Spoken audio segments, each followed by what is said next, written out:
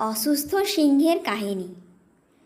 এক সিংহ বুড়ো ও দুর্বল হয়ে গিয়ে আর শিকার ধরতে পারত না, ফলে তার খাওয়া দাওয়া বন্ধ হয়ে গেল।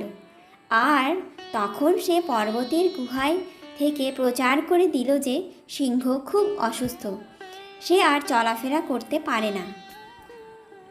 সব পশুরা এই খবর জেনে একে একে সিংহকে দেখতে যেতে লাগলো।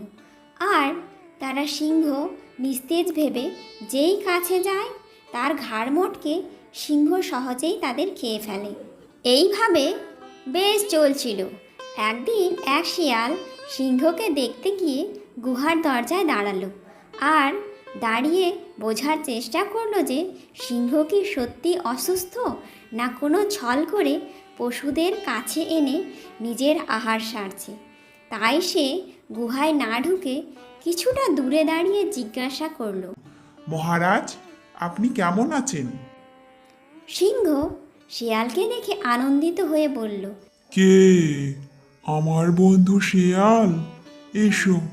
আমি ভাবলাম সবাই আসছে আর তুমি কেন আসছো না? যাক, দূরে কেন দাঁড়িয়ে রইলে? কাছে এসো। দেখো, আমার শেষ সময় এসে গেছে, আর বেশি দিন বাঁচবো না। শিয়াল বলল, মহারাজ, প্রার্থনা করি তাড়াতাড়ি সুস্থ হন, কিন্তু আমি আপনার কাছে যেতে পারবো না।